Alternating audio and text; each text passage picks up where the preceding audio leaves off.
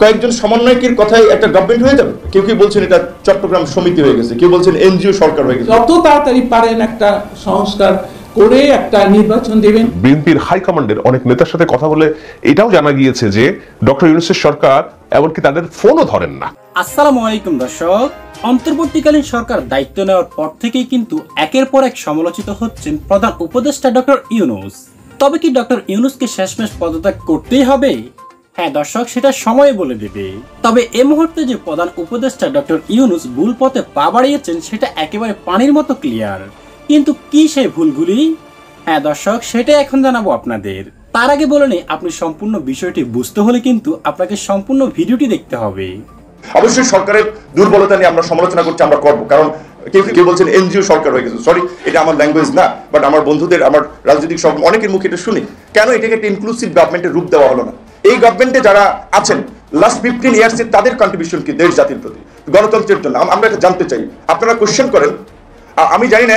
হ্যাঁ, আমাদের অবশ্যই যারা ছাত্র আন্দোলনের নেতৃত্ব দিয়েছেন তাদের সাথে সম্পৃক্ততা, তাদের মতামত আমাদের শোনার অ্যাক্সেস আছে। এই যে একটা গভর্নমেন্ট ফর্ম হলো, কার অপিনিয়নে কিভাবে ফর্ম হলো উই ডোন্ট নো। আন্দোলনটা কি শুধু সমন্বয়করা করেছে? পলিটিক্যাল পার্টিগুলো পেছন থেকে কিভাবে টিকার করেছে, কিভাবে সাপোর্ট দিয়েছে? সাংবাদিক, শিক্ষক, অভিনয়, চলচ্চিত্র শিল্পী বলেন, আর্মির এক্স অফিসাররা বলেন, সামরিক বাহিনীর শেষের দিকে তো সবাই নেমেছে। কাদের অপিনিয়ন নিয়ে গভর্নমেন্টটা হয়েছে? এখন পর্যন্ত গভর্নমেন্টের ফাংশনিং এত দুর্বল, ওইদিকে পাহাড় অশান্ত হচ্ছে, এইদিকে আবার মাইনরিটি, এইদিকে আপনার রাস্তায় নামছে, আবার গার্মেন্ট সেক্টর অস্থিরতা হচ্ছে, শেষ পর্যন্ত সেনাবাহিনীকে ম্যাজিস্ট্রেসি পাওয়ার দেওয়া হলো। রাজনৈতিক দলগুলো হচ্ছে মেইন স্টেক হোল্ডার। এই সরকারের ব্যাকআপের জন্য, স্থিতিশীলতার জন্য রাজনৈতিক দলগুলো হবে তার অন্যতম সহযোগী। রাজনৈতিক দলগুলোর সাথে কোনো ওপেন আলোচনা নাই। আমি ইন্ডিভিজুয়ালি আমরা বলছি, এই গভর্নমেন্টকে একটা জাতীয় সরকারের রূপ দেন। মেজর পলিটিক্যাল পার্টিগুলো থেকে দু একজন করে প্রতিনিধি নিয়ে 21 সদস্যের গভর্নমেন্ট পাচ্ছে না। পার্বত্য চট্টগ্রামে এটা সিম্পল ঘটনা না, ওইখানে পাহাড়ি বাঙালি সংঘর্ষ হচ্ছে, কিন্তু বাঙালিদের তো শুরুর দিকের ঘটনা ইনভলভমেন্ট ছিল না। একজন বাইক চুরি করেছে, চাকমারাই পিটিয়ে মেরেছে, তাহলে এটা তো তাদের একটা পার্ট। সেখানে কেন পাহাড়ি বাঙালি এটা পরিস্থিতি তৈরি হলো? এখানে হিন্দু বৌদ্ধ খ্রিস্টান ঐক্য পরিষদ, সরি টু সে এটা বলছি, আপনারা যদি পরিষ্কারভাবে এই কথাগুলো না বলেন, এই হিন্দু বৌদ্ধ খ্রিস্টান ঐক্য পরিষদ নামের এই দোকান কাদের?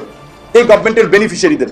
রানা দাশগুপ্ত এই গভর্নমেন্টের সবচেয়ে একজন বড় বেনিফিশিয়ারি। তিনি পলাতক থেকে বিবৃতি দিচ্ছেন কতগুলো ঘটনা, যে এই গত 4 অগস্ট থেকে 20 অগস্ট পর্যন্ত নাকি 2010টি সংখ্যালঘু হামলা হয়েছে। আমি জিল্লুর ভাইকে অনুরোধ রাখবো, সম্ভব হয় যদি সিজিএস এর পক্ষ থেকে সংখ্যালঘুদের উপরে হামলার একটা তদন্ত করেন, এবং আপনারা যেহেতু একটা বড় আপনার প্রতিষ্ঠান, আপনাদের কানেক্টিভিটি আছে, আপনারা একটা জাতির সামনে প্রতিবেদন উপস্থাপন করেন। কিছু আগে ইন্ডিয়ান মিডিয়াগুলোতে আমরা দেখেছি এখানকার মাইনরিটি কিভাবে ট্রাম্প কার্ড হিসেবে ব্যবহার করে। কিন্তু একই সাথে এটা তো অস্বীকার করা যাবে না, 72-এর দেশ স্বাধীনের পর পাহাড়কে বিচ্ছিন্ন করার জন্য আমাদের প্রতিবেশী রাষ্ট্রের সহযোগিতা, পৃষ্ঠপোষকতা, অস্ত্রের ট্রেনিং সহ সব ধরনের মেকানিজম ওখানে ছিল। তো আমাদের এই ঢাকা থেকে কিছু লোকজন শুধুমাত্র একটা ঘটনা ঘটলে আগাগোড়া না জেনে আপনারা যদি রাস্তায় নেবেন, এটা তো রাষ্ট্রের বিরুদ্ধে আপনাদের অবস্থান। ওইখানে মিলিটারি অবস্থান করছে। মিলিটারি কি আমাদের দেশের রাষ্ট্রটা প্রতিষ্ঠান না? এই সময় মিলিটারির ভূমিকাটা কত পজিটিভ ভূমিকা।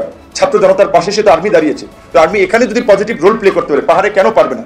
সুতরাং পাহাড়ের এই সশস্ত্র গোষ্ঠী এবং বিচ্ছিন্নতাবাদীদের বিরুদ্ধে শক্ত অভিযান চালিয়ে দমন করতে হবে, অন্যথায় আমি মনে করি এটা বাংলাদেশের নিরাপত্তার জন্য একটা বড় ঝুঁকি তৈরি করবে। এইটুকু বলে আমি বক্তব্য শেষ করছি। আমি একদম শুরুর দিকে ডক্টর ইউনূসের জাতির উদ্দেশ্যে দেওয়া ভাষণে যখন বলছিলেন যে আমরা কতদিন ক্ষমতায় থাকবো এটি নির্ভর করছে জনগণের সিদ্ধান্তের উপর, জনগণ যখন বলবে আমরা চলে যাব, আমি বলেছিলাম এটি একটি শুভঙ্করের ফাঁকির মতো প্রতিশ্রুতি। কেননা জনগণ যখন চাইবে তখন চলে যাবে, তার অর্থ সরকার কি বলতে চেয়েছে? জনগণকে আবার রাস্তায় নেমে এই সরকারের বিরুদ্ধে প্রতিবাদ করবে, সেটাই কি এই সরকার দেখতে চাচ্ছে? সেটাই যদি দেখতে চায় তাহলে তো আমরা বলতে পারি যে না, প্রতিবাদের কিছুটা শুরু হয়ে গিয়েছে। কিভাবে শুরু হয়ে গেছে? অধ্যাপক সলিমুল্লাহ খান, যিনি শেখ হাসিনা পদত্যাগের দাবি প্রথম ব্যক্তি হিসেবে একেবারে প্রকাশ্যে তুলেছিলেন, সেই সলিমুল্লাহ খান সরকারের 45 দিন পূর্তি উপলক্ষে একটা কথাই বলেছেন যে সরকার, এই ধরনের সরকার যদি নির্দিষ্ট রোডম্যাপ না দিয়ে তাদের কর্মপরিকল্পনা এবং কার্যকর দৃশ্যমান উন্নতি না দেখাতে পারে তাহলে 1 বছরের বেশি সরকার সহ্য করবে না জনগণ। এখন ডক্টর ইউনূস যেহেতু সুশীলদের প্রতিনিধিত্ব করেন, ডক্টর ইউনূস যেহেতু সমাজের এগিয়ে থাকা এবং বিচক্ষণ শিক্ষিত মানুষদের মন মানসিকতা জানেন, তিনি হয়তো এইসব ভাইব পাচ্ছেন নানান দিক থেকে যে তার উপরে এই প্রত্যাশার যে চাপ, সেই চাপটা তৈরি হচ্ছে এবং তার সরকারের অদক্ষতা এবং ম্যান্ডেট না থাকার কারণে, অর্থাৎ দীর্ঘমেয়াদী পরিকল্পনা না থাকার কারণে এইসব যে সমালোচনা হবে তিনি বুঝতে পারছেন। এবং আমি বিশ্বাস করি এইটা অবিশ্বাস করার কোনো কারণ নেই যে ডক্টর ইউনূসের মতো একজন ব্যক্তি, যিনি ব্যক্তি 84 বছর বয়স, কতদিন তার হায়াত আছে আমরা জানি না, উপরওয়ালা জানেন, সেই ব্যক্তি খুব দীর্ঘমেয়াদে ক্ষমতায় আঁকড়ে পড়ে থাকবেন, এই লালসা তার মধ্যে অন্তত যে নেই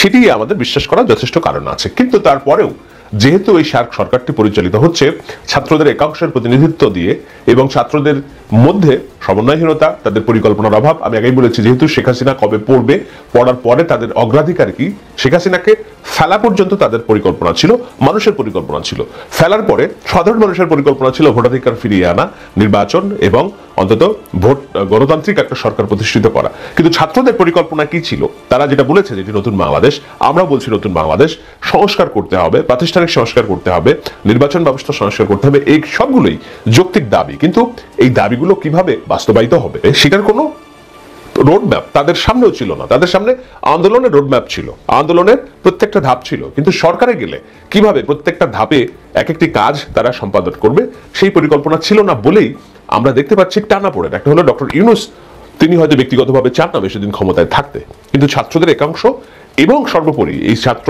এবং জনতার সরকারের পেছন থেকে যারা আছে সেনাবাহিনী, তাদের মোটিভ মতলব কি সেটি নিয়ে প্রশ্ন করাটা অবশ্যই যৌক্তিক প্রশ্ন বলেই আমি মনে করি, অন্তত রাজনীতির একজন প্রত্যক্ষদর্শী হিসেবে। কেননা আমরা এর আগে 2007 সালে এই ধরনের ঘটনা অবলোকন করেছিলাম। 2007 সালের সরকার আর এই সরকারের মধ্যে কি দুর্বলতা, কি তফাৎ এবং কোথায় এই সরকার অনেক বেশি নাজুক 2007 সালের সরকারের থেকে, সেটি নিয়ে আমি আলোচনা করব একটু পরে। তবে তার আগে এই কথাটা জানাই, সেটা হলো যে ডক্টর ইউনূস হয়তো বুঝতে পারছেন যে তারা এই মানুষের এইসব কথাবার্তা শুরু হয়েছে এরই মধ্যে।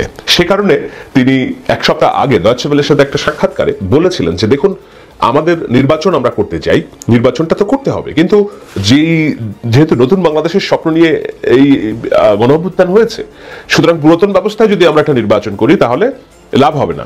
সেজন্যই সংবিধানটা কি নতুন থাকবে, না একেবারে নতুনভাবে তৈরি করব, না যেই সংবিধান আছে সেই সংবিধানে কাটাছেড়া করে কিছু গুরুত্বপূর্ণ বিষয় সন্নিবেশিত করে একটা নির্বাচনের উপযোগী একটা বিধান তৈরি করব। এখন যেহেতু আগের সংবিধানের নির্বাচনী বিধান তারা করতে চাচ্ছে না, সুতরাং নতুন সংবিধানের নির্বাচনী বিধানটা কেমন হবে সেইটা করেই তারা নির্বাচনের দিকে আগাবেন। আমরা জেনেছি প্রথম দিকে একটি মিটিং হয়েছিল, কিন্তু নাম প্রকাশে অনিচ্ছুক বিএনপির হাইকমান্ডের অনেক নেতার সাথে কথা বলে এটাও জানা গিয়েছে যে ডক্টর ইউনূসের সরকার এমনকি তাদের ফোনও ধরেন না। ছাত্ররা যারা সরকারে আছে কিংবা যারা নীতি নির্ধারণী কাজ করছে তাদের সাথেও বিএনপির হাইকমান্ডের কোনো যোগাযোগ নেই। জামায়াত ইসলামীর আছে কিনা আমি জানি না, নিশ্চয়ই হয়তোবা থেকে থাকতে পারে, আবার নাও থেকে থাকতে পারে। যদি থেকে থাকবে তাহলে জামায়াত ইসলামের আমির দুদিন আগে বলছিলেন যে নির্বাচনের রোডম্যাপ তাদের দাবি না, এটা বিএনপির দাবি। কিন্তু আজকে আমি যখন আলোচনা করছি, যুগান্তর একটি সংবাদ দিয়েছে, তারা বলছে যে এই সরকার বেশি দিন ক্ষমতায় থাকলে তারা সমস্যা প্রলম্বিত করবে। অর্থাৎ তারা এই নির্বাচন প্রশ্নে বিএনপির কাছাকাছি চলে এসেছে, বিএনপির সাথে এক সুরে কথা বলতে শুরু করেছে। কেন শুরু করেছে? হয়তো তারা বুঝছে যে এই সরকারের যে মোটিভ, সেই মোটিভ কিছু কিছু ক্ষেত্রে মনে হচ্ছে দুর্ভিসন্ধিমূলক। এবং 2007 সালে যেমন আর্মি একটা দীর্ঘমেয়াদী ক্ষমতায় থাকার পায়তারা করেছিল তৎকালীন মঈনুদ্দিন সরকার, ভারতে যেয়ে ভারতের সাথে সম্পর্ক উন্নয়ন করে ক্ষমতার ম্যান্ডেট চেয়েছিল, মঈনুদ্দিন যে ভারতে গিয়েছিল তাকে যে সংবর্ধনা দেওয়া হয়েছিল, প্রণব মুখার্জির কাছে কি চেয়েছিলেন, এই ধরনের কথাগুলো তো নানানভাবে নানান আলোচনায় এসেছে, এটা অস্বীকার করার উপায় নেই। আজকে যদি সামরিক কর্তৃপক্ষ যদি ইউনূসের সরকারকে বাইপাস করে তারা দীর্ঘমেয়াদী ক্ষমতায় থাকার জন্য একটা ব্যবস্থা তারা তৈরি করতে চায়, নিঃসন্দেহে সেই সন্দেহ থাকাটা অমূলক কিছু নয়। কেননা ক্ষমতা এমন জিনিস, এটি মানুষকে অন্ধ করে দেয়, জনগণের সাথে দূরত্ব তৈরি করে দেয়।